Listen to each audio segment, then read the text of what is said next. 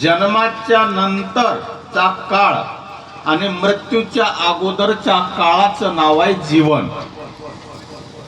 जीवन कशाचं नाव आहे? जन्माच्या नंतरचा काळ आणि मृत्यूच्या एक क्षण अगोदरचा काळ. हा जो काळ आहे याचं नाव आहे जीवन. तर या काळामध्ये जीवाला काय करायचं तर जीवाने ठरवलं पाहिजे. जीवनाचं लक्षण आपण काय केलं? मृत्यूच्या एक क्षण अगोदर आणि जीवनाच्या एक क्षण नंतर पासून जो आरंभ झालेला काळ आहे त्याचं नाव जीवन आहे. आणि किंवा जेव्हापासून श्वासोश्वास चालू लागले स्वतंत्र आणि जोपर्यंत बंद होत नाही त्याचं नाव जीवन आहे. जोपर्यंत श्वासोश्वास चालू आहे या शरीरामध्ये आणि जोपर्यंत बंद होत नाही, कारण बंद झाले की जीवन संपलं, असा हा नियम आहे. तर त्या दृष्टीने हा जो मधला जीवनाचा काळ आहे, आपण ज्याला जीवन म्हणतो, जिंदगी म्हणतो, जगणं म्हणतो, या काळामध्ये जीवाला स्वातंत्र्य आहे काय करायचं आणि काय नाही करायचं. कारण याच्यामध्ये निसर्ग किंवा भगवंत काही बदल करत नाही. त्या दृष्टीने जीवनाला आलेला जो काळ आहे आपल्या हातामध्ये ते नेमकं आहे, मोजकं आहे. आणि या ठिकाणी आपल्याला काही दिवस राहायचे. संतांची व्याख्या काय आहे? जीवाची व्याख्या काय आहे? संत स्वतंत्र आणि स्वखुशीने येतात. संत स्वतंत्र आहे, त्यांना आणावं लागत नाही. जे स्वइच्छेने येतात त्यांचं नाव संत, जे स्वइच्छेने जातात त्यांचं नाव संत, ज्यांना यावंच लागतं त्यांचं नाव जीव, आणि ज्यांना जावंच लागतं त्याचं नाव जीव आहे. जीवाला यावं लागतं, त्याला कोणी आणत नाही. जीवाला यावं लागतं आणि जीवाला जावं लागतं. कारण प्रारब्ध संपलं की जीवाला जावं लागतं. जोपर्यंत दिव्यामध्ये तेल आहे, जोपर्यंत दिव्यामध्ये तेल आहे तोपर्यंत दिवा तेवत राहतो. तेल संपलं की दिव्याला सांगावं लागत नाही की विझून जा. तेल संपल्यानंतर दिव्याला सांगावं लागत नाही की विझून जा. तेल संपलं की दिवा विझून जात. तसं प्रारब्ध संपलं की जीवाला जावं लागतं. तर या ठिकाणी आपण आलो यात्रा करण्यासाठी. हे जीवन म्हणजे आपलं काय? यात्रा आहे. आणि या यात्रेच्या काळामध्ये काय करायचं तर ज्याची त्याने ठरवायचं आहे. माऊली म्हणते की उपजे ते नासे, हा निसर्ग आहे. जो आला त्याला जायचंय. कारण आला हा शब्दच म्हणतो जाण्यासाठी, प्रेरित करतोय माणसाला. कारण आला, गोड जेवण झालं की ह्या लोकांना आलेल्या पाहुण्याला सांगावं लागणार नाही की तुम्ही जा, ते आपोआप जाणार, कारण ते आले. आपण जे या ठिकाणी आलात तर कायमचे आलात का? ह्या कार्यक्रमाच्या निमित्ताने आपण या ठिकाणी आलात तर इथेच राहणार आता, नाही का? नाही राहणार. कारण कार्यक्रम जर संपला तर जा मरून सांगावं लागणार नाहीये, आपोआप जातील. कोणी रडत जातील, कोणी दुःखी होऊन जातील, कोणी जड पावलाने जातील, जड मनाने जातील, खुशीने नाही जाणार, पण जावं लागतंय. कारण जो आलाय तो जाणं घेऊन आलाय, जाणं घेऊन आलाय. मग मधल्या काळामध्ये जे आपण या ठिकाणी वास्तव्य करत आहोत, या शरीरामध्ये वास्तव्य करत आहोत, आपलं वास्तव्य कुठे? आपलं वास्तव्य पायटंगीमध्ये नाहीये, आपलं वास्तव्य जीवनापूरमध्ये नाहीये, कोणत्या गावामध्ये नाही. आपलं वास्तव्य शरीरामध्ये. कुठे? या शरीरामध्ये आपलं वास्तव आहे. आणि हा जो पंचतत्वाचा जो शरीर आहे हे आपण आणलेला आहे. कोणत्या सामग्रीमुळे? कर्माच्या सामग्रीमुळे. आगा कर्मे जे उरावे ते सुख दुखी या फळावे आणि तया ते भोगावया यावे देहायका. जे आपण कर्म केलेले त्याचं फळ भोगण्यासाठी कुठे न कुठे कोणचं न कोणचं शरीर धारण करावंच लागतं, म्हणून यावं लागतं. कारण कर्माचं फळ भोगल्याशिवाय संपत नाही. मग चांगले कर्म असो की वाईट कर्म असो, कर्माचे प्रकार 3 आहेत. कर्म 3 प्रकाराचं आहे. जे आपण वर्तमान भोगतोय त्याचं नाव आहे प्रारब्ध. जे आपण करतोय त्याचं नाव आहे क्रियमाण. आणि जे आपण करून झाले त्याचं नाव आहे संचित, स्टोर. आता आपण केले, क्रिया आरंभ झाली आणि क्रिया संपली म्हणजे संचितात गेले. संचित मध्ये स्टोर. आणि आपल्याला माहिती आहे कर्म फक्त मनुष्य शरीरामध्येच होतंय आणि कोणत्याही शरीरामध्ये कर्म करता येत नाहीये. मग आपण अनेक प्रकाराच्या योनी भोगण्याचं जे कर्माचं गाठूड आहे ते या शरीरामध्ये करून ठेवलेलं आहे. सर्वसाधारण आपण विचार करायचा एकांतामध्ये बसून की सकाळपासून किंवा उठल्यापासून तर झोपी जाईपर्यंत आपण काय काय करतो. उठल्यापासून झोपी जाईपर्यंत काय काय आपण करतो. आणि जे विचारवंत आहेत, ज्यांना विचाराची बैठक आहे ते विचार करू शकतात. ज्यांना विचाराची बैठक नाही आहे, जे जाणत नाहीयेत, ते कर्माचा जायजा घेऊ शकत नाही, कर्माचा आढावा घेऊ शकत नाही. म्हणून उपजेनं म्हणजे जन्माला येणं, ते नासे. एखाद्या शेतामध्ये आपण बीज पेरता, त्या बीजाचं फळ आहे ते फसल, पीक आल्यानंतर ते ठेवता का तुम्ही तसंच? शेतामध्ये जे बीज आपण पेरलेलं आहे ते जर पिकलं म्हणजे काढणीस आलं तर नंतर त्याला ठेवता का आपण? नाही ठेवत.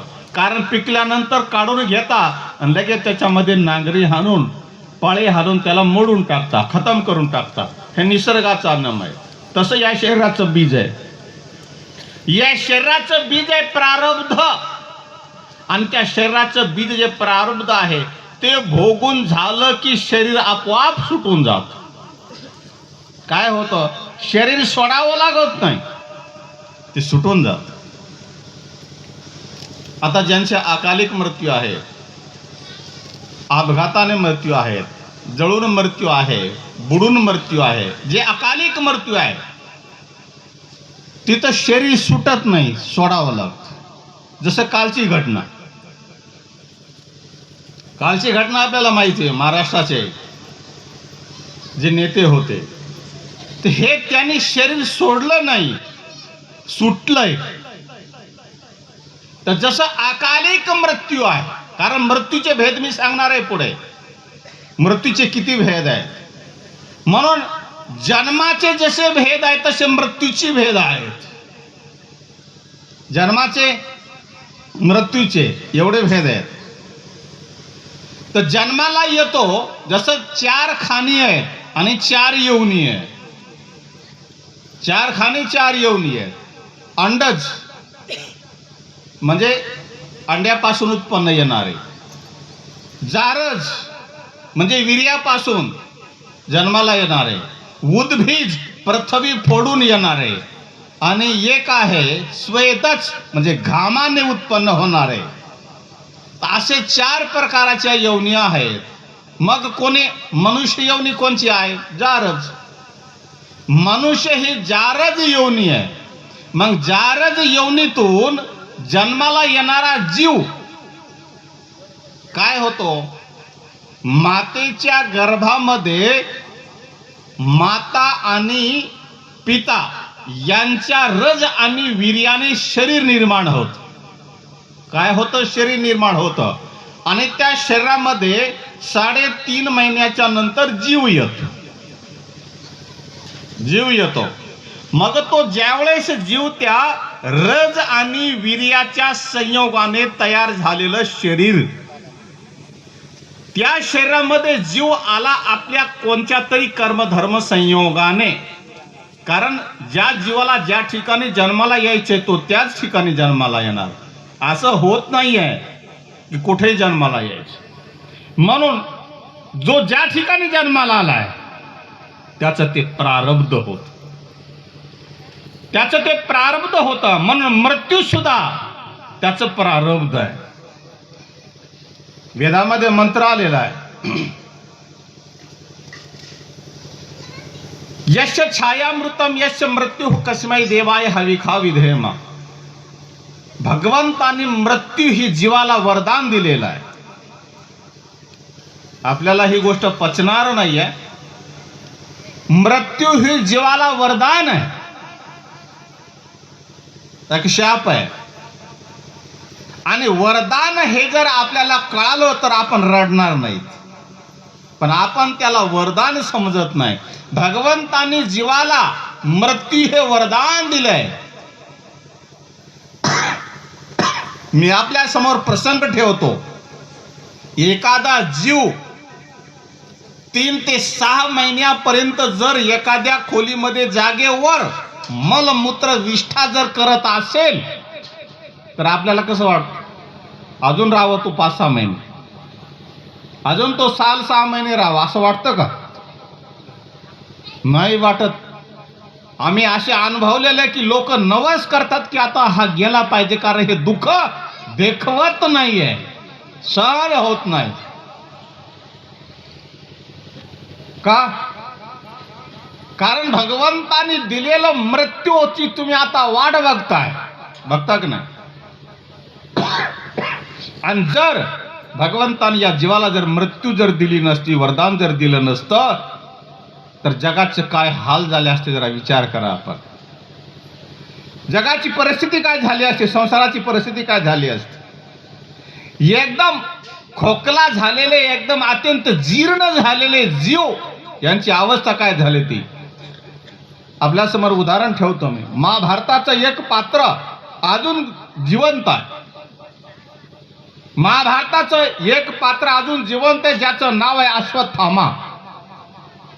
आणि अश्वत्थामा रडत राहतो, रात्रंदिवस रडत राहतो. शेवालाल महाराजाच्या पोथीमध्ये प्रसंग येतं की खंडव्या जिल्ह्यामध्ये आशीरगड नावाचा किल्ला आहे, आणि त्या आशीरगडाच्या किल्ल्यामध्ये अश्वत्थामा त्या महादेवाची रात्री 12 वाजता पूजा करण्यासाठी येतो. कारण त्याच्या जो जखम आहे कपाळावर, की जखमातलं पू आणि रक्त सतत वाहत राहत आणि वास येत राहत, ते त्याला देखवत नाहीये. भगवंताला तो प्रार्थना करतो की मला मृत्यू आलं पाहिजे, पण चिरंजीव मध्ये येतो. मला सांगा, असं जगणं कोणाला योग्य वाटेल, कोणाला बरं वाटेल? मग मृत्यू वरदान आहे की नाही? मृत्यू वरदान आहे की नाही? मृत्यू वरदान आहे. त्या दृष्टीने उपजेते नाशे, जे आलेले आहेत त्यांना जायचंय, पण लक्षात घ्या की आपण आलोत तर कशासाठी हे लक्षात घेतलं पाहिजे. का आलो? स्वतःशी प्रश्न करा. जरा शेतामध्ये लिंबाच्या झाडाखाली बसा, गार सावलीमध्ये एकांतात एकटे बसा आणि स्वतःशी प्रश्न करा, मी का आलोय या जगात? माझं येण्याचं तात्पर्य काय, उद्देश काय? लेकर आणि बायको पोसण्यासाठी जन्माला आला नाहीत आपण. ते तुमच्या वाचून सुद्धा जिवंत राहणार आहे, जगणार आहेत. राहणार आहेत का नाही? लेकर आणि बायको पोसण्यासाठी, परिवार पोसण्यासाठी आपण जन्माला आलेलो नाहीये, लक्षात घ्या. कारण त्यांनाच पोसण्यासाठी जर आपण जन्माला आलो असं जर म्हणावं तर ते आपल्या वाचून सुद्धा जगणार आहेत. जगणार आहे का नाही? मग आपल्या वाचून जगणार आहेत, मग माझं जगणं काय? माझ्या जगण्याचा उद्देश काय? आपण आधी असं आपल्याशी कधी प्रश्न केलात? एज्युकेटेड लोकांनी करावं जरा प्रश्न आपल्याशी. म्हणजे शेतकऱ्यांनी करू नये असं नाहीये. सगळ्यांनी आपल्याशी प्रश्न करावा, मी का आलो? ठीक आहे, आलो पण आता कुठे जायचंय? कारण आला तो जाण्यासाठी आपले घर निर्धारित आहे की नाही? आपले घर आहेत की नाही? आता तुम्ही इथून जाणार, कुठेही जाणार का? कुठेही जाणार, कोणाच्या घरात शिरणार का? कोणाच्या घरात शिरणार? कारण आपले घर निर्धारित आहेत म्हणून त्या ठिकाणी जाणार. पण या जीवनाचं जाणं कुठे? आपण कधी असे प्रश्न केलात? मला जायचंय कारण मी आलोय, पण येताना तर देवाने निर्धारित केलं होतं की या ठिकाणी तू जन्माला जा, या मात्या पित्याच्या पोटी जन्म घे, हे देवाने ठरवलं. पण जाण्याचं देवाने तुमच्या हातात दिलंय. त्यांनी रिझर्वेशन करून नाही दिलं तुम्हाला. रिझर्वेशन करून दिलं नाहीये. आलात पण जायचं तुम्हाला ठरवायचंय. देव ठरवून देणार नाही कुठे जायचं. जसं आपलं घर निर्धारित जर असेल तर आपण बिनधास्त केव्हाही जाऊ, रात्रीच्या अहोरात्री केव्हाही जाऊ, कारण ठरलंय आपलं हे घर आहे. पण आपण कधी विचार केला की हे घर माझं किती दिवसाचं आहे? ज्या घराला आपण आपलं मानतो ते घर माझं किती दिवसाचं आहे? किती दिवसाचं आहे? जोपर्यंत सून आणि लेक घराच्या बाहेर काढत नाही.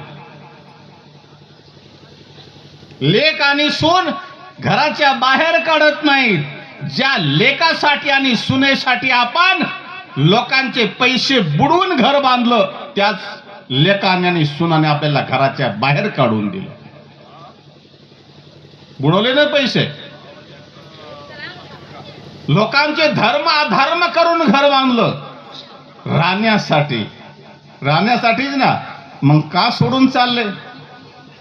का सोडून चालले? कारण जीव एवढा भांबावलेला आहे महाराज. जसं आषाढ महिन्या लागल्याच्या नंतर 1-2 पाऊस पडल्यानंतर थोडीस हिरवं डोंगर दिसायला लागतं. डोंगर हिरवं दिसायला लागतं आणि जनावर डोंगराच्या बाजूने पळतात, कारण इथं चारा दिसतोय, हिरवं दिसतंय. परंतु त्या डोंगरामध्ये चारा दगडाच्या वर आलं नाही. त्या दगडामध्ये जनावर आपलं तोंड खुपसू चारा तोंडाची नाही आलं, पण दगड लागून लागून मसुड्या फुटल्या, रक्त निघालं, पण चारा तोंडाला आलं नाही, पण हिरवं दिसतंय. असं जसे ते जनावर भांबावले तसं आपण भांबावलोय. 4 एकर घेतलं म्हणजे सुख मिळेल, बोर घेतलं म्हणजे सुख मिळेल, विहीर खणली म्हणजे सुख मिळेल, मुलाचं लग्न झालं म्हणजे सुख मिळेल, सून आली म्हणजे सुख मिळेल. पण सुख या जगात नाहीये. कारण संतांनी आपल्याला विचाराचं जे धन दिलंय त्या धनाला आपण स्वीकार केला नाही, आत्मसात केलं नाही. संतांनी आपल्याला विचाराचं धन दिलं का नाही? मग त्या संताला तुम्ही काय दिलं? फाटकी नोट 10 रुपयाची, जी कुठेही चालत नाही, ती शेवालाल महाराजाच्या पोथीवर. अनुभव आहे आमचे महाराज. जे कुठेही चालत नाही ती शेवालाल महाराजाच्या पोथीवर फाटकी आणि 10 रुपयाची नोट. म्हणजे देव आपल्या दृष्टीने आंधळे आणि नासमज आहे की नाही? आम्ही फार बुद्धिमान आहोत, देवाला काही कळत नाहीये, आहे की नाही? आणि लक्षात घ्या की मरून कुठे जाणार आहेत? जी फाटकी नोट ज्याच्यासाठी ठेवली ना, ती त्यांच्या दरबारामध्ये जायचंय. मरून कुठे जाणार आहे? मग काय जबाब देता होतील तिथे काय जबाब देणार? जबाब द्यावा लागणार आहे की नाही? मग तिथे काय जबाब देणार? आपल्याकडे जबाब देण्यासारखं काही नाही आहे. कारण नाटक इथे चालतात, तिथे नाटक चालत नाही, तिथे वशिला चालत नाही.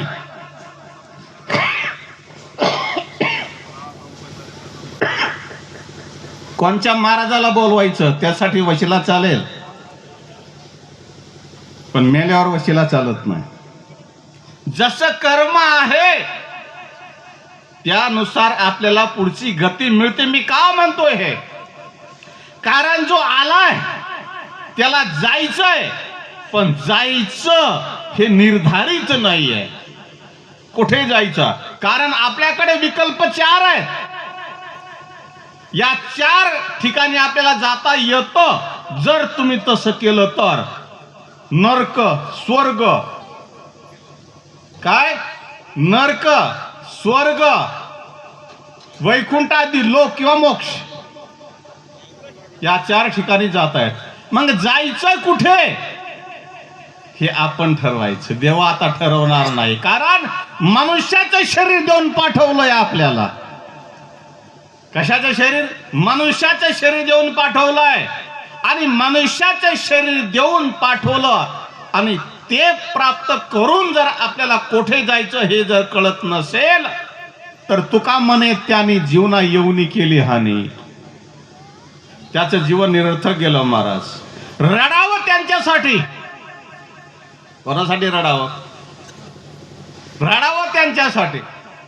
मनुष्याच्या शरीरामध्ये येऊन काही केलं नाही, न दान केलं, धर्म केलं, न कोणाच्या सुख दुःखामध्ये कामी आला. मनुष्य दुसऱ्याच्या सुख दुःखामध्ये कामी येण्यासाठी आहे आणि आपण दुसऱ्याच्या सुख दुःखामध्ये कामी येत नाहीये. दुसऱ्यांच्या सुख दुःखामध्ये आपण त्यांची हसी उडवतो, मजाक उडवतो. पण हे किती दिवस चालणार आहे? 80 दशा येईल पुढे, तव मन होईल वेडे. म्हणून आत्मज्ञान चोखडे चिंतोनी ठेवी. आम्ही हे कपडा का धारण केला? आम्ही हे कपडा का धारण केला?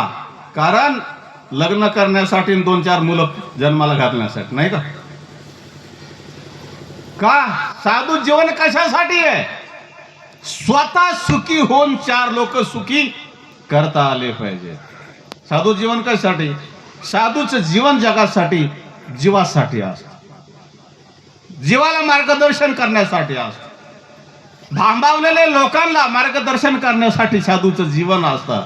म्हणून आपण ओवी घेतली, उपजे ते नासे.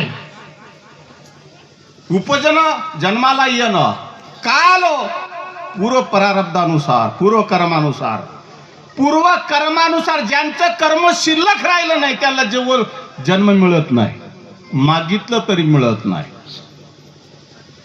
जन्म कोणाला मिळतं? ज्यांचं पूर्व कर्म आहे शिल्लक. ज्यांचं कर्म शिल्लक नाहीये त्यांना जन्म मिळत नाहीये. आणि लक्षात घ्या, मग जन्माला आलो कर्मामुळे, आता इथे येऊन कर्म करायचं आहे आणि पुढे सुद्धा कर्म करण्यासाठी कुठे ना कुठे जायचं आहे. म्हणून ते नासे, त्याचा नाश होतो. पुढे काय? नाशेमध्ये नाश 3 प्रकाराचा आहे. नाश 3 प्रकाराचा आहे. स्वतः नाश, आपोआप नाश, परता नाश, दुसऱ्याकडून नाश, आणि आश्रय नाश. झाडाला फळ पिकलंय, तुम्ही तोडलं, खाल्लं नाही तरी ते पडणार आणि नाश होणार आहे. पिकल्यानंतर नाश होतं का नाही? घरामध्ये फळं आणली आपण, वेळेवर जर नाही खाले तर ते सडतात. सडतात का नाही? का? कारण पिकणं ही पुढची प्रक्रिया आहे, नाश होणं. शरीराचं तसंच आहे. पिकलं म्हणजे काय झालं? म्हातारा. वृद्ध अवस्था हे शरीर पिकणं आहे, ऐक नाही. आता पुढचं काय? मग शरीर पिकलं, मग आता पुढचं काय? नाश होणार. कारण पिकल्यावर नाश होतोच. याला म्हणायचं स्वतः नाश. तुम्ही शरीराला शोकेश मध्ये, जसं भागवताच्या आरंभाला कथा येते राजा परीक्षितीची, राजा परीक्षितीने आपल्याला काचेमध्ये ठेवलं तरीही पण तक्षकाने येऊन डसला. तक्षक डसला की नाही? मग काचेमध्ये आपल्याला सुरक्षित ठेवलं त्याने, या ठिकाणी साप येणार नाही म्हणून. पण जसं ऋषीने शाप दिला होता की 7 दिवसाच्या आतमध्ये तुला तक्षक येऊन डसेल, तुम्ही किती सुरक्षित राहा. डसला का नाही? तसं या शरीराला तुम्ही कितीही देखभाल जरी केली तरी ते एक दिवस जाणारच आहे. मग पुढे माऊली श्लोकामध्ये भगवंत म्हणतात तत्र का परिदेवना. अरे जर हे निसर्ग दत्त नियम आहेत, मग त्या ठिकाणी रडण्याचं कारण काय? आता हे पाहुणे गेल्यानंतर कोण रडणार आहे? कोण रडतं? कोणाच? कार्यक्रम संपल्याच्या नंतर 8 दिवसानंतर सगळे विसरून जातो का नाही माणूस? आता 8 दिवसाचं कशाला? ज्यावेळेस नायकांचा देहांत झाला त्यावेळेस जो शोक आणि दुःख आपल्याला झालं होतं, आज ते आहे का? आज आहे का? किंबहुना ज्यावेळेस ते वारले म्हणून कळलं त्यावेळेस जे दुःख झालं ते दुसऱ्या क्षणाला दुःख नाही राहिलं. दुसऱ्या क्षणाला नाही, तिसऱ्या क्षणाला कमी, चौथ्या क्षणाला कमी, 5व्या क्षणाला कमी, आणि आज बिलकुल दुःख नाही. आहे की नाही? जीव विसरून जा. कितीही प्रिय जरी वस्तू असली, कितीही प्रिय जरी वस्तू असली तरी ते सुटणार आहे, एक दिवस जाणार आहे. मग प्रिय वस्तूच्या वियोगामध्ये जे अंतःकरणामध्ये क्षोभ होतो त्याचं नाव आहे दुःख किंवा शोक. आणि सुटूच नाही, जाऊ नये असं वाटणं म्हणजे मोह. आहे की नाही? जसं धृतराष्ट्राला मोह होता, माझा मुलगा दुर्योधन राजा व्हावा. बरं, त्याचे कर्म होते का राजा होण्यासारखे? दुर्योधनाचे कर्म राजा होण्यासारखे नव्हते, पण दुष्ट पुत्राला राजा बनवण्यासाठी दुर्योधनाने धृतराष्ट्राने आयुष्य वेचलं, पण त्याचा मुलगा राजा कधी झाला नाही. कारण दुष्टत्व राजा गादीवर बसून देत नाहीये, त्याला त्या योग्यतेच माणूस लागत. तर त्या दृष्टीने नासे म्हणजे स्वतः नाश, परता नाश. गाडीमध्ये चाललात, गाडीची धडक झाली, परता नाश. आश्रय नाश, भिंतीवर चित्र काढलं, भिंती पडून गेली, गेला चित्र, तसंच राहिला. मग या शहराला हे 3 नाश आहेत. जगामध्ये सर्व पदार्थाला हे 3 नाश आहेत. मग हे गॅरंटी देऊन चालणार नाहीये की आता आपण 100 वर्ष जगणार आहोत. 100 वर्ष जगणार आहे? किती दिवस जगणार आहे आपण माहिती आहे? जसं सांगतो की पुढच्या क्षणाची आपल्याकडे गॅरंटी देता येत नाही, मग तसं जगतो का? म्हणे मना आते ती करा पोती करा, आते ती कार्यक्रम हो, आणि मग करा खेतेर माही पाणी देऊन जाऊ, तर वाट देख रे जाऊ. आणि म्हणतो काय? पुढच्या क्षणाचा भरोसा नाही म्हणतो. पुढच्या क्षणाचा भरोसा नाही, मग पाणी द्यायला कोण जाईल? कोण जाईल? पण वाट बघणार. जसं गोड देवण झालं, सगळ्याला नमस्कार करणार, सुटला. कारण कर्माचं जो बंधन आहे महाराज, जे जाळं केलून ठेवलंय, जाळं कर्माचं, हे जाळ्यातून सुटता येत नाही. बायको एक जाळं, लेकरू एक जाळं, घरी एक जाळं, सासू सासरे, बाप एवढा परिवार मोठा, सगळे जाळं, हे जाळं करून ठेवलंय. आणि अडकलं त्याच्यात. कोणी अडकवलं का? जाळ्यामध्ये कोणी अडकवलं का? मग त्या जाळ्याचा अडकला, आता कोण सोडवणार? कोण सोडवणार? काल म्हणत होते म्हणे, काय म्हणे, आम्ही जाळ्यात अडकलोय. तुमच्या शेजारी बसलेलं जाळ्यात तुम्हाला कोणी अडकवलं नाही. मुलगी पसंत करायला गेला ना, मुलगी पसंत करायला गेला. अरे तू जाळं विणायला गेला, मुलगी पसंत नाही करायला गेला, जाळं विणायला गेला. जाळं, आणि कशाचं जाळं? जसं कबुतरेर कसं घालवचो, हेरान हेरान हेरान हेरान, एवढी ती आवच ओवढी ती आवचन, जाळ बरोबर लगान काढत. बरोबर जाळेर माई कबूतर गयो की काडी पडगी की कबूतर आता तो किती फडफडणार म्हणजे निघणार किती फडफडणार तो किती फडफडणार म्हणजे निघणार आणि फडफडायला लागला की तुम्ही पळत येता मानतो की शिकार झाली अरे तसाच काळ तुमची शिकार करण्यासाठी टपलेला आहे घडी घडी काळ वाट याची पाये अजूनही किती आहे अवकाश काळाचं जाळ तुम्ही चालू केलं कुठून छोरी पसंद करेने ग्यो वते ती काळेर जाळ विनेला मग पसंद किदो तो पसंदच किदो काय हातेर मै लिदो हात अब हातेर मै हात लिदो तो सोडच काय तमने जाळ कसं विणतो महाराज माणूस जाळ कसं विणतो कोणी सांगितलं का तुला मुलगी पसंत करायला जा म्हणून नाही गावातील लोक म्हणले याची वागणूक आता चांगली राहिली नाही याची वागणूक चांगली राहिली नाही याचं लग्न करा म्हणजे जाळ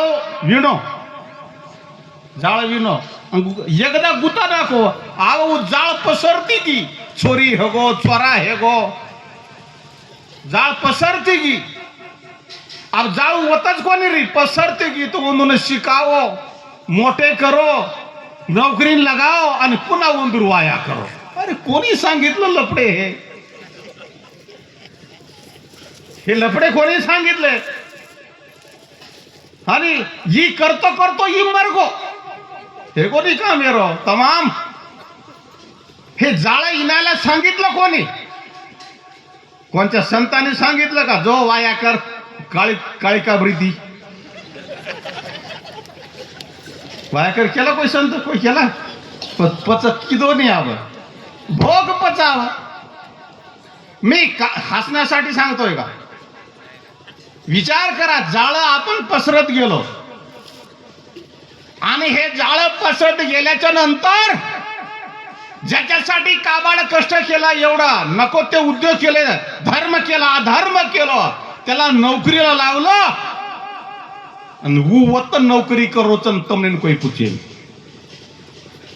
5000 कोणी 1000 विदे मेले ने आणि येर याडी बाप येर सारू के खेतर में कष्ट करता येना कलेक्टर बनाए क्लास 1 अधिकारी बनाए क्लास 2 अधिकारी बनाए नौकरी लगाए आणि नौकरी लागे जैसा छोरी दे नहीं कोई दुसरं काय छोरी कोई दे नाही म्हणजे जाळ कसं विणतो आपण हे संसारामध्ये कसं पडतो आणि लक्षात घ्या लग्न झालं की न त्याला देव कळतो न त्याला धर्म कळतो न त्याला आई कळते न त्याला वडील कळतं आई वडिलाचा विसर पाडला कोणी त्या जाळ्याने जाळ ती आली मुलगी म्हणते याडी बापेन आत्रा पुसा पिसा पुरा रेचो सवार आपले छिचारू सारू लागिये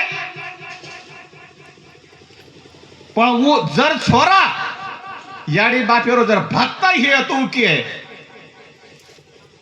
जेर सारू तू आता येर कंडिशन खोलीर में बेटीची नहीं वो मार याडी बापेर आशीर्वाद देती तू आता जे बेटी हेरीची आणि मना अक्कल देरीची टांडरी अक्कल दच धोणी आणि टांडरी सांभाळतलो याडी बापेर सांभाळे नाही कारण याडी बापेरी वाते येऊन कडी लागच शेंडाडी नाही आणि टांडरी शब्द आत्रा गोड वाटत कोणी विना जाळे आई बापाची प्रॉपर्टी खाण्यासाठी भांडता भाऊ काय आई बापाची प्रॉपर्टी खाण्यासाठी भाऊ भांडता पण आई बापाची सेवा नकोय आई वडिलांची सेवा नकोय आणि जे लेकर आई बापाची सेवा करत नाहीये त्यांना आपल्या आई बापाची प्रॉपर्टीचा घेण्याचा अधिकार सुद्धा नाहीये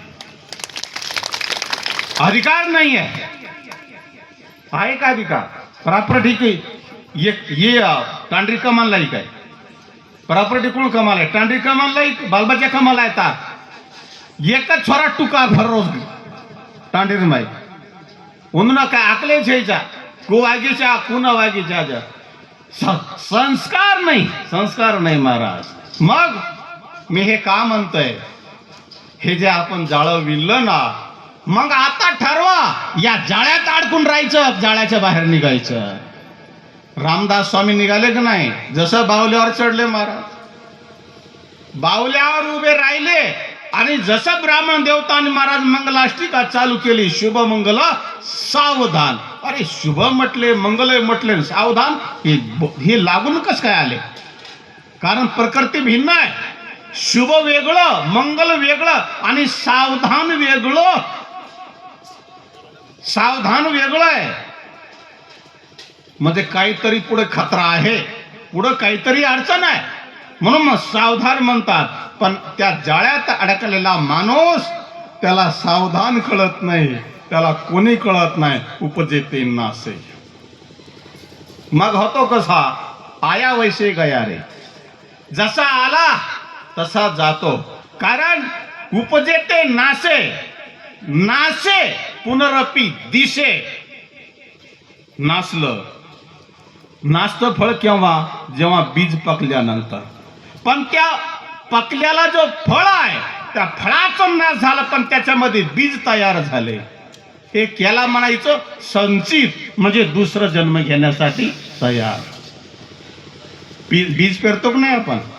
मग बीज केव्हा पेरतो? जेव्हा ते फळ नष्ट झालं आणि त्याच्यातले काढून पुन्हा बीज पेरले. मग हे चक्र किती दिवस चालणार? हे घटिका यंत्र जैसे परिभ्रमेगा. घटिका म्हणजे घड्याळ केव्हा थांबते सांगा बरं? घड्याळ कधी थांबते का? जसं घड्याळ रात्रंदिवस चालत राहते, तसं जीवाचं महाराज जन्मायचं मरायचं, जन्मायचं मरायचं, जन्मायचं मरायचं. पण हे किती दिवस? हे राट गाडगं हे किती दिवस चालणार? म्हणून संत काय करतात? या जीवाला जागृत करतात. अरे या शरीरामध्ये आल्यानंतर किती दुःख होतंय, किती दुःख होतंय महाराज. आध्यात्मिक दुःख, आधी भौतिक दुःख, आधी दैविक दुःख. तो आध्यात्मिक दुःख, आधी दैविक दुःख, या सर्व दुःखातून सुटत नाही जीव आहे. म्हणून काय करायचं? येण्याची शरीरे शरीरा येणे सरे, किंबहुना यर झारे चिरा पडे. या शरीराने शरीर संपून टाकायचं, पुन्हा याच शरीराने शरीरामध्ये यायचं नाही. ते कसं करायचं?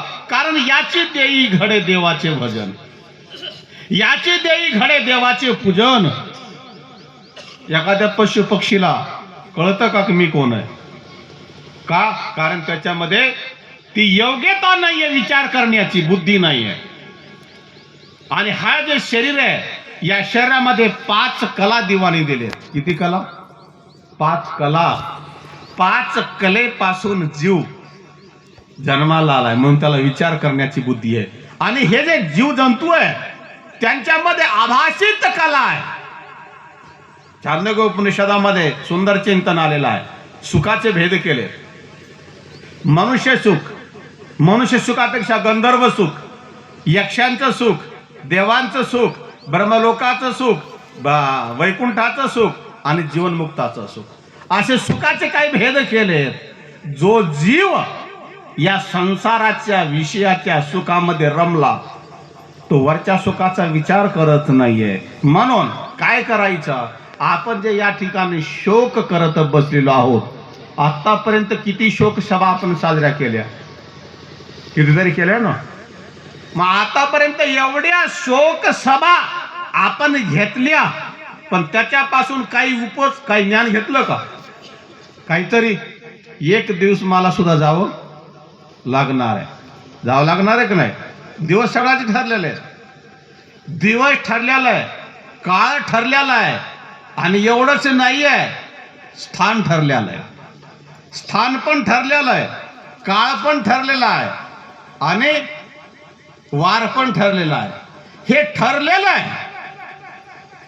एक दिवस जायचं आहे, मग जायचं, मग रिकाम्या हाताने जायचं, काय घेऊन जायचं? एखाद्या वयोवृद्ध व्यक्तीला विचारा ना, एखाद्या वयोवृद्ध व्यक्तीला विचार, बाबा आता तुम्ही पूर्ण जीवन जगला, काय घेतलं? काय घेतलं? ते म्हणतो काही नाही घेतलं. कारण बरेचसे लोक म्हणतात की हे जग मध्ये काय आहे? बाजार. बाजार म्हणतात ना. मग या बाजारामध्ये माणूस रिकाम्या हाताने जातो काही घेण्यासाठी जातो? कशासाठी जातो माणूस? घेण्यासाठी जातो ना. मग घेण्यासाठी काय घेतलं? काय घेतलं? ज्याचे जसे संस्कार. बाजार शब्द का वापरलाय? कारण तिथं सर्वच आहे. रसगुल्ले मिळतात, लाडू मिळतात, जिलेबी मिळते. मिळते का नाही? मग आपण काय घेतलं?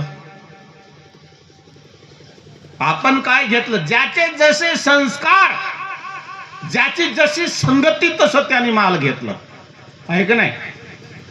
ज्याचे जसे संस्कार, ज्याची जशी संगती. अरे अंगाडी चाल का चवत चलो जाय कस खतम हे जाय. ज्याचे जसे संस्कार तो वस्तू घेणार. हा, एखादा लाडू घेईल, पेढे घेईल, लाडू घेईल, पेढे घेईल, जिलेबी घेईल, रसगुल्ला घेईल. आणि आपण काय लिहिले? सुके मरच्या. काय लिहिले? सुके मरच्या. कारण सुके मरच्या आपल्याला कामीन खुवावं. सुके मरच्यावर आपण खूप नातो जुनोच. कारण साठान जाईल भुकी लागत.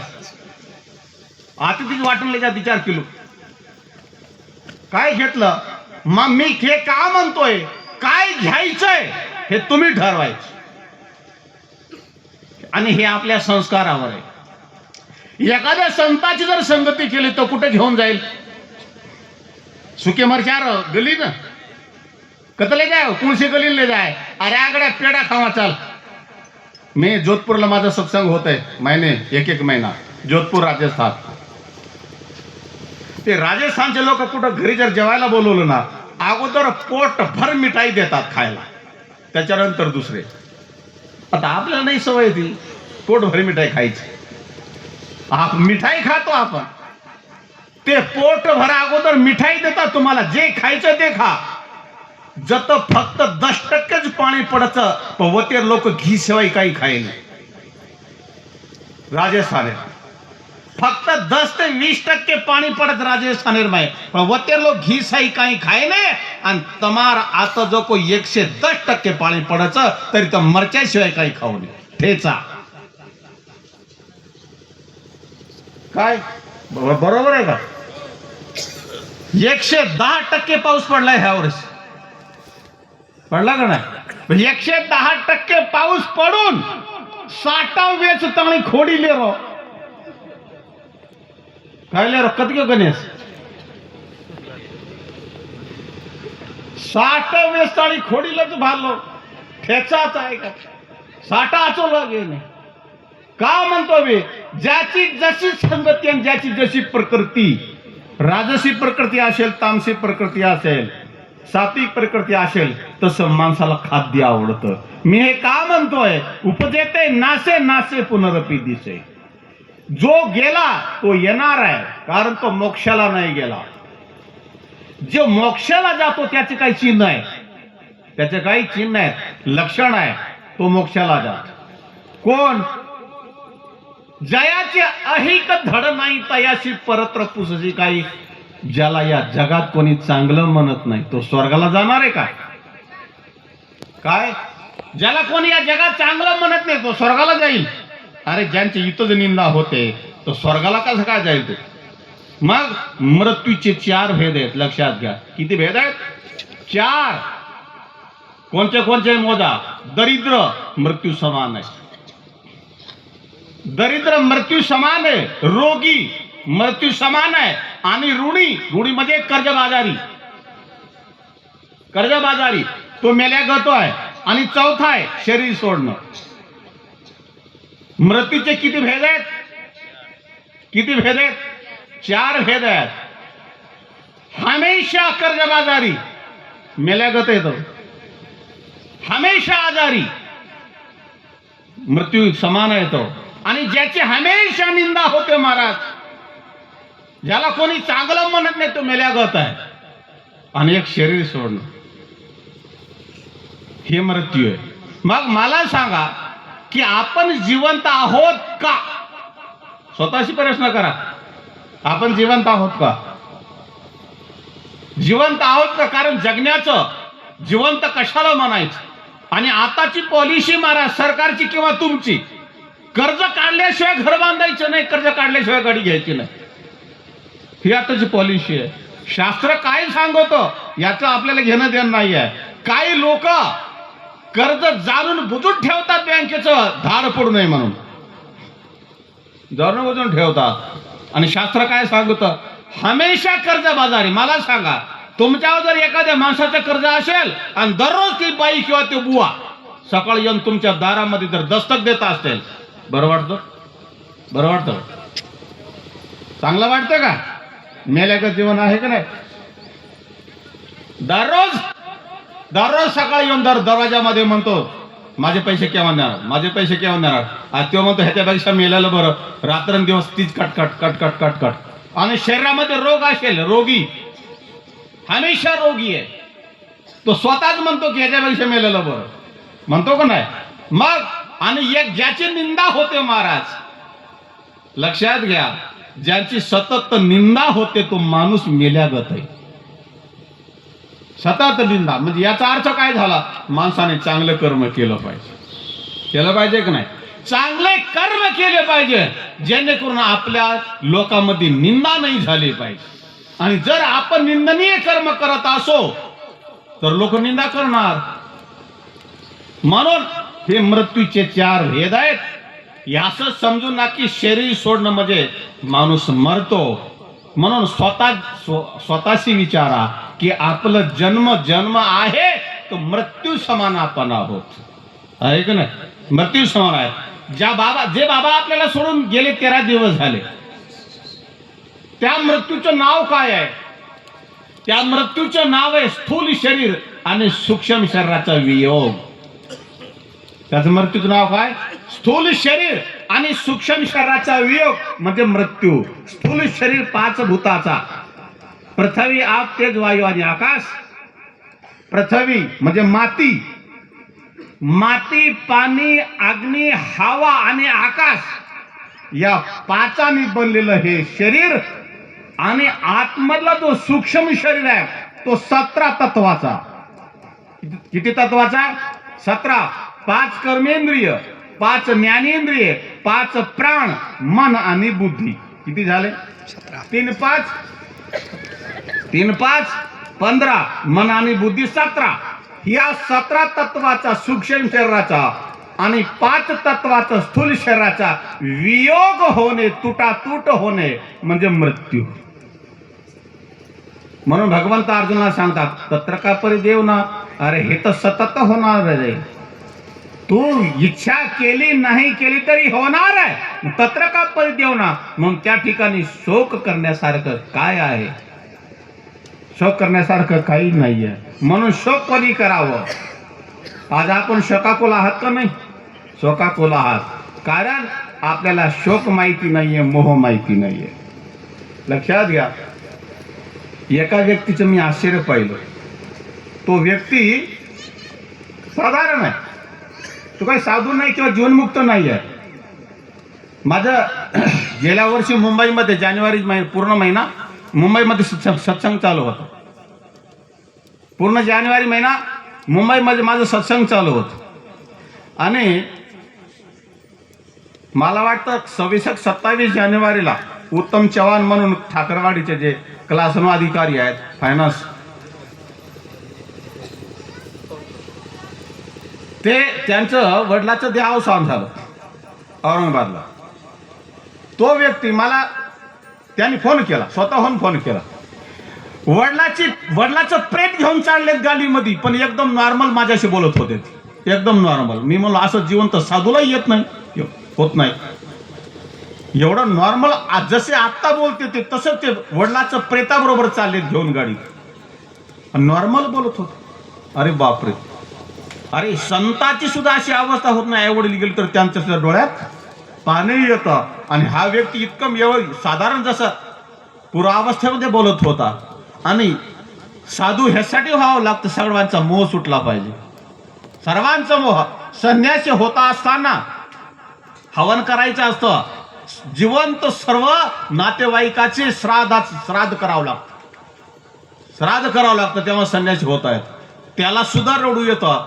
मला त्यांचं आश्चर्य वाटलं की हे काय जीवन असावं की मृत वडिलाच्या शरीराबरोबर प्रेत यात्रा बरोबर घेऊन चालेत औरंगाबादून घरी आणत होते आणि नॉर्मल बोलते एकदम.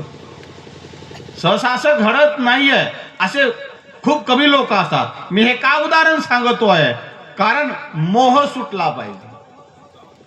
मोह सुटला पाहिजे. ज्यांचं मोह सुटलं तो मुक्त झाला. ज्यांचं मोह सुटलं तो मुक्त झाला. आणि ज्यांना मोह महाराज आवरत नाहीये तो स्वतः दुखी होतो आणि त्या जीवाला दुखी करतो. म्हणून सांगायचं तात्पर्य असं आहे की आज आपण नेविदास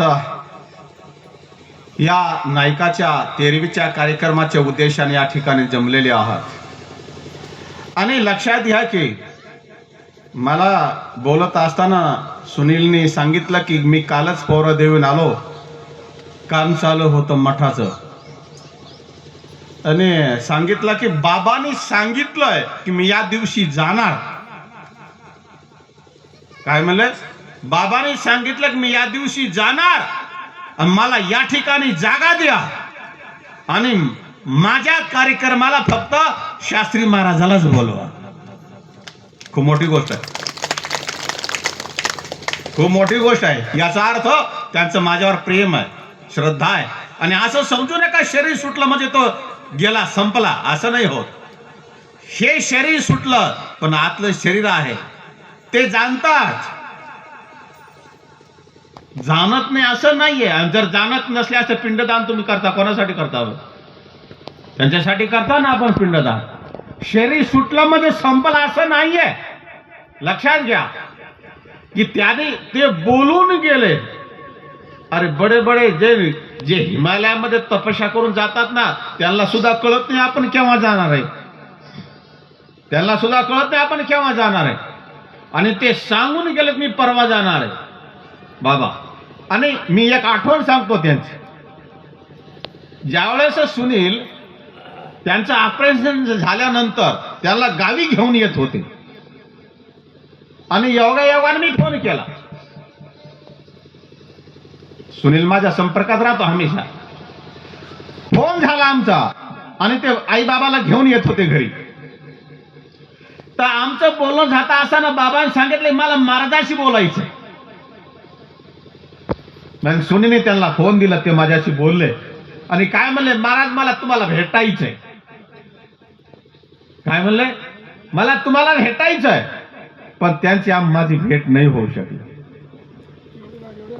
भेट होऊ शकले. मी हे काय सांगतोय की त्यांचं माझ्यावर प्रेम होत.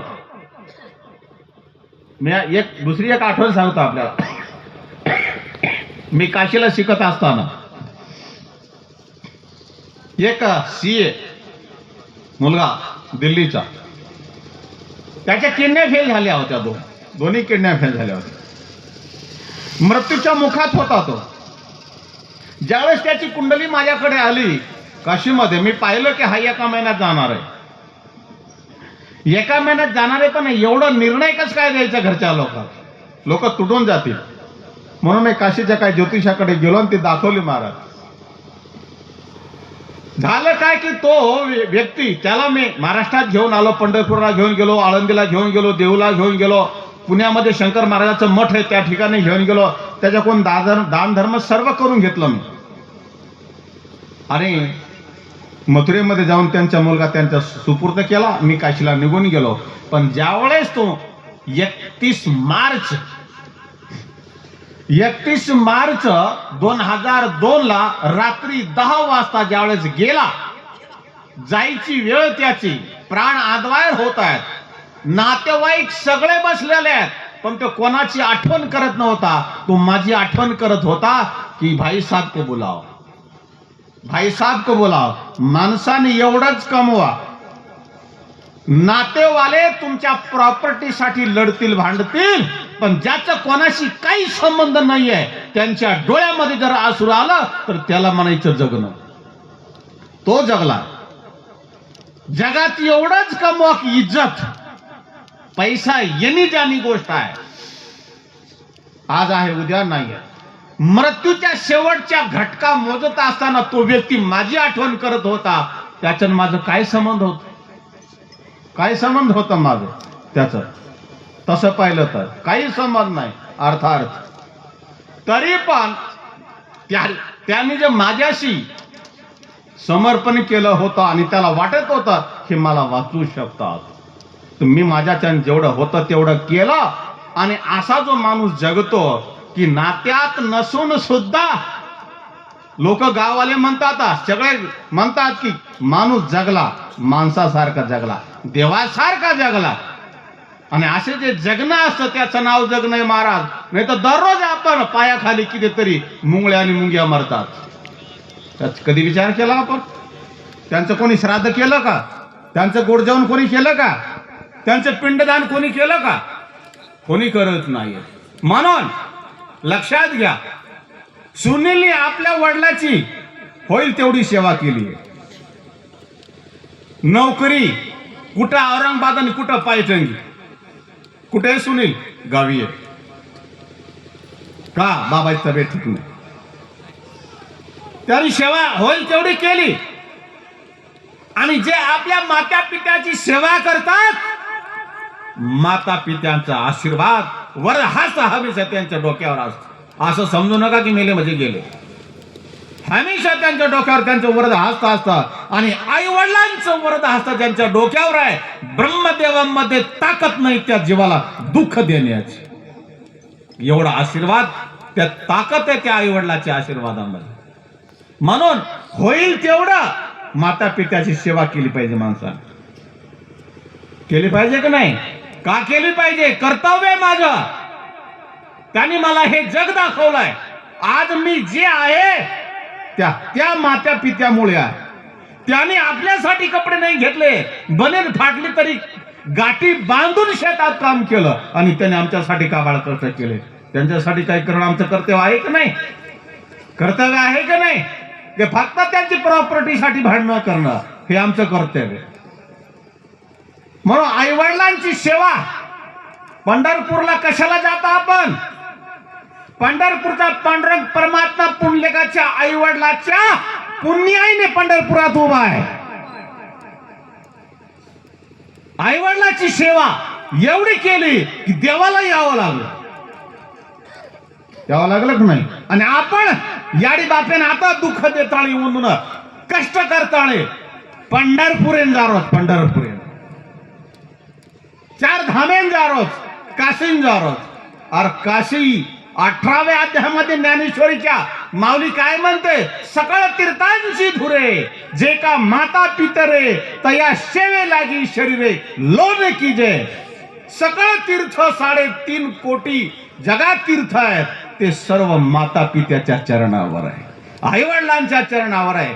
आणि म्हणून जे आई वडिलांचं दररोज दर्शन करून त्यांचं चरणामृत घेतात, 3.5 कोटी तीर्थाचं पुण्य त्यांना लाभत. 3.5 कोटी जगात जे तीर्थ आहे, सगळं तीर्थ समुद्रात आहे. सगळ्या तीर्थांचा माहेर घर समुद्र आहे. सगळ्यांना त्या सगळे तीर्थ कुठे जाऊन मिळतात? समुद्राला जाऊन मिळतात. पण ते समुद्र कुठं जात? त्याला सुद्धा तीर्थ व्हायचंय, तो संतांच्या चरणावर जातो. तो कुठं जातो? संतांच्या चरणावर. आणि ते संत कोण? पुंडलिक. ते संत कोण? पुंडलिक आहे. म्हणून पुंडलिक देवाला म्हणला, जा थांब जरा थोडं, बापाची सेवा करतोय.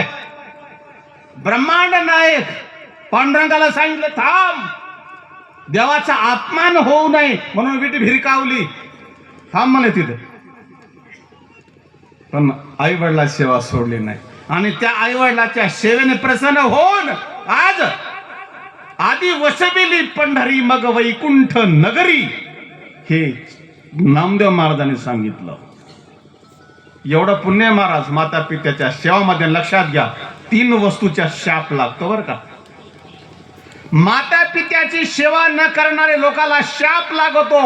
माता पित्याचं शाप लागतो, गाईचं शाप लागतो, आणि आपल्या कन्येचं शाप लागत, मुलीचं शाप लागत.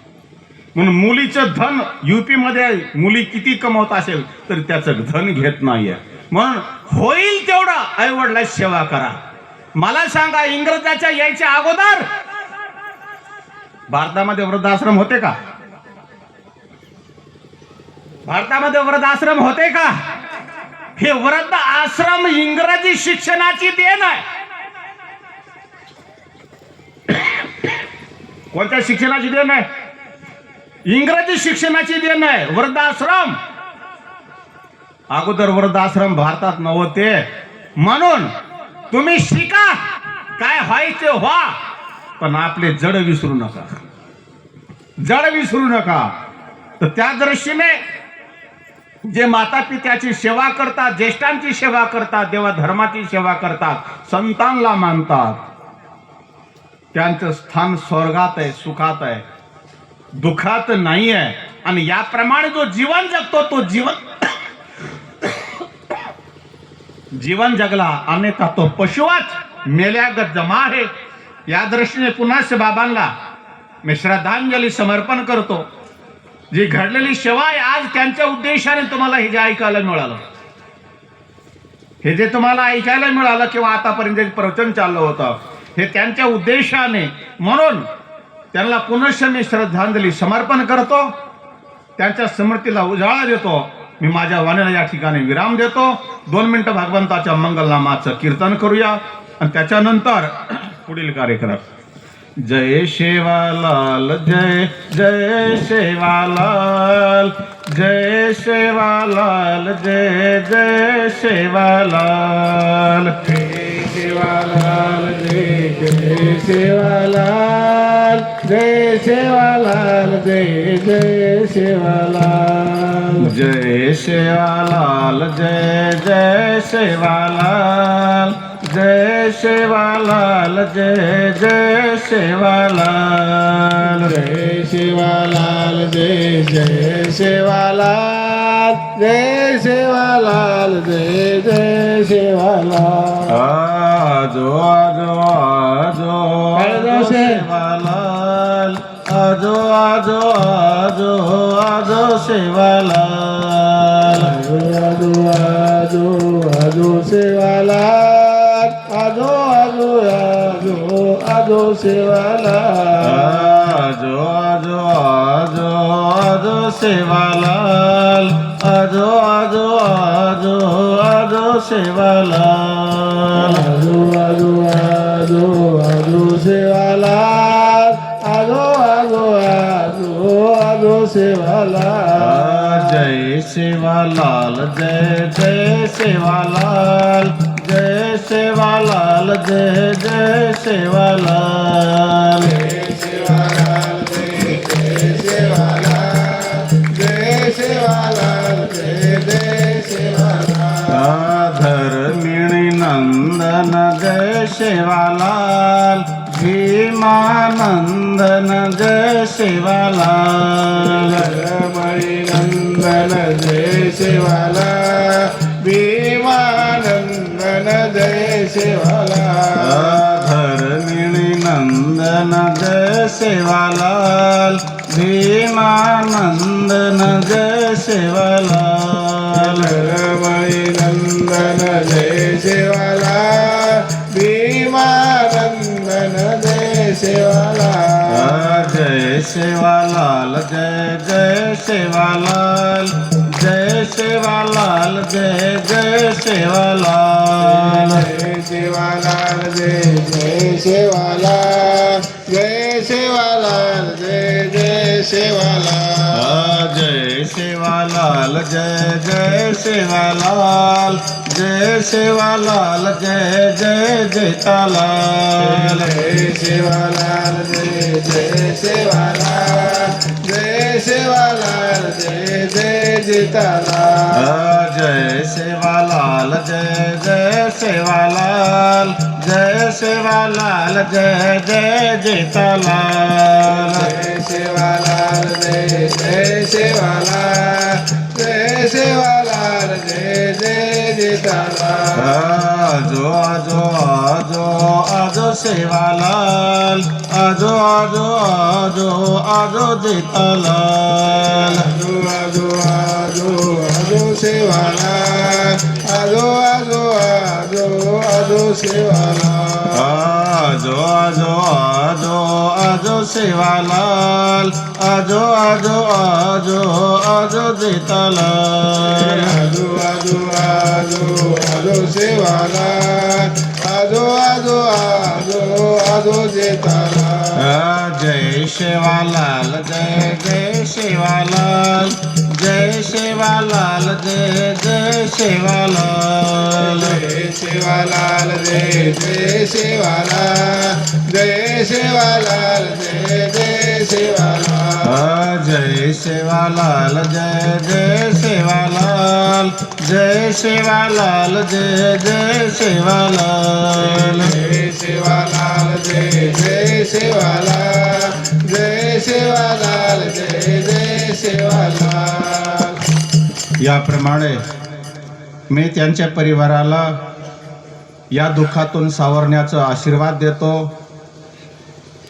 आपासाहेब, अनिल, सुनील आणि त्यांचा परिवार, मित्र परिवार, नातेवाईक सर्वांना या आपल्या माताचं जो पित्याचं जो छत्र हरवलेलं आहे या छत्रातून सावरण्याची त्याला ईश्वर शक्ती देव. पुनश्च ते आपली माता आहे, मातेची सेवा करो आणि याप्रमाणे आपल्या मातृपितृ ऋणातून मुक्त होण्याचा मी त्यांना आशीर्वाद देतो. मी माझ्या वाणीला या ठिकाणी विराम देतो. पुंडलिक वरदे हरी विठ्ठल माऊली ज्ञानेश्वर गोपाल कृष्ण जगद्गुरु तुकाराम पंढरीनाथ बोलो जगत जननी जगदंबा बोलो जगत जननी जगदंबा बोलो सेवालाल बोलो सेवालाल महाराज की जय जेतालाल महाराज की जय श्याम के माता की जय राम राव महाराज की जय सब संतन के जय सब संतन के सब संतन के जय हर हर महा